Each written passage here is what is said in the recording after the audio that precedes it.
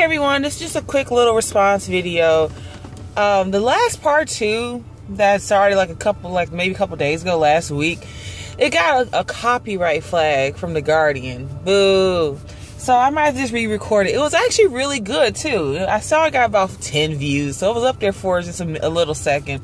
So maybe I'll kind of backtrack on that and follow up on that one, because there's a separate video I want to do about a video from altright.com that was posted in relationship to a comment that Richard Spencer had made about interracial dating and the kind of racial breakdown in those categories. So maybe I'll just kind of dovetail off of that in that video with just 2 or 3 of the points that I wanted to make in the other one.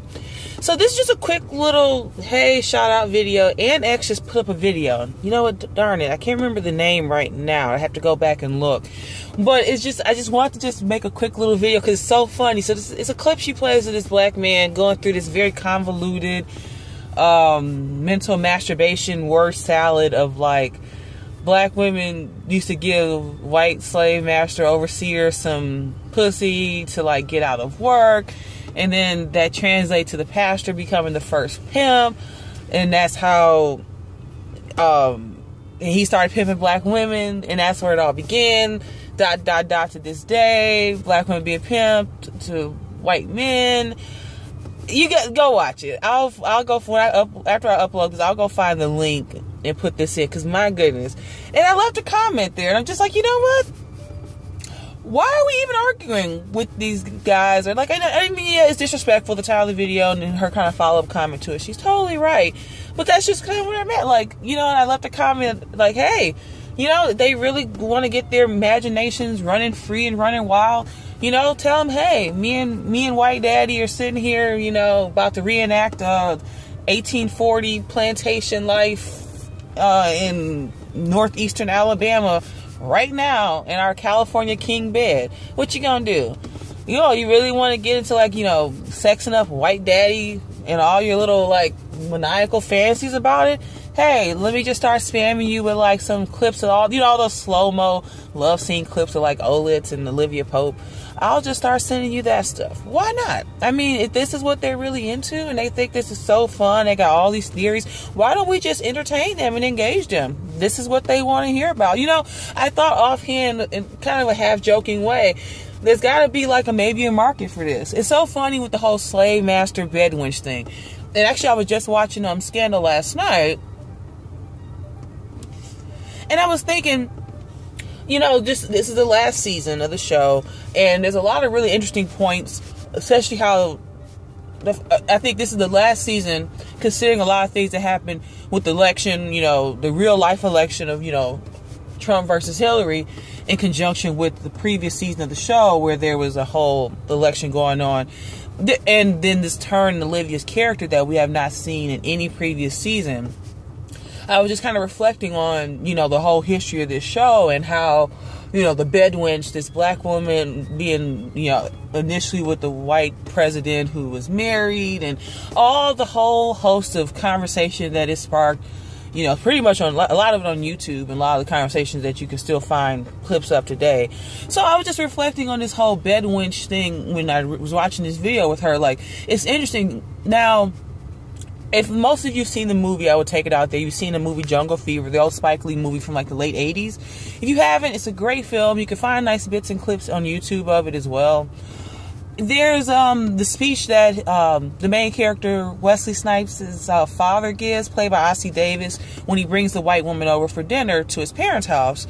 You know, he's having an extramarital affair with her. She worked at his job. And there's the famous speech that the father gives about, it's just basically just, I'm trying to very boil it down. Black men and women on plantations, white men always going out to sex up the black female slaves.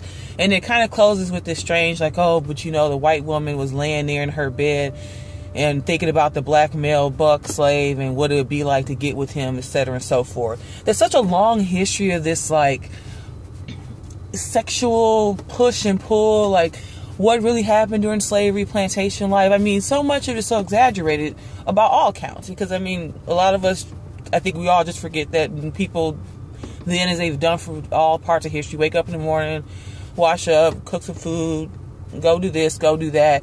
But all this sexual type of I can't think of the word, this energy and thoughts and imaginations and, you know, who did what, who shot John, about what really happened then. It's just an interesting conversation to unpack, I think, in the future, because I just don't, you know, it's there. So I guess I'm going on a little bit of a tangent, trying to hone this back in.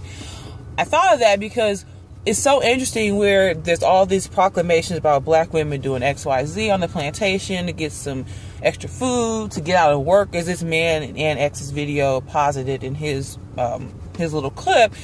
But the funny thing is they like to say, it's just like a lot of the double standards with a lot of black males and a lot of these conversations. They're forever fixated on the black woman bedwenching, selling out the community, feminism, blah, blah, blah, blah, blah, blah, blah, blah.